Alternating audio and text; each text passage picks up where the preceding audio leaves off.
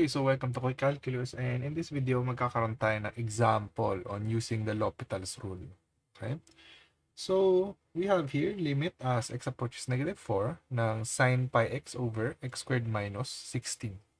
Okay? So, let's check first. No? Sabi natin na yung L'Hopital's rule, pwede lang natin siya gamitin kapag in the form 0 over 0 or infinity over infinity. Tama? So, let's check.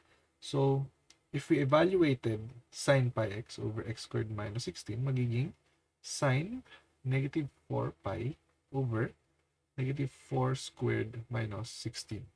And alam natin na yung sin negative 4 pi is equal to 0. Tama? And then negative 4 squared, so that is 16, minus 16, and this is also equal to 0. So we have the form 0 over 0. Okay? So meaning we can apply L'Hopital's rule. Okay? So, LHR.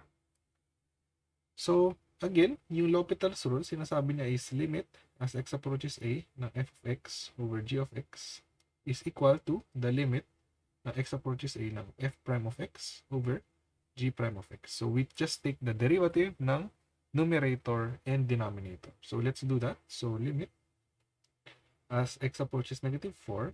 So, ang derivative ng sin pi x is cosine pi x times the chain rule. So, derivative nung nasa loob, which is just pi, over derivative ng x squared minus 16 is simple enough. So, this is equal to 2x.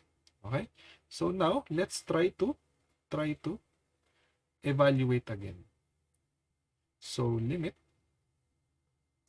as x approaches -4 ng pi cosine pi x all over 2x. So, this is pi times cosine negative 4 pi all over 2 times negative 4.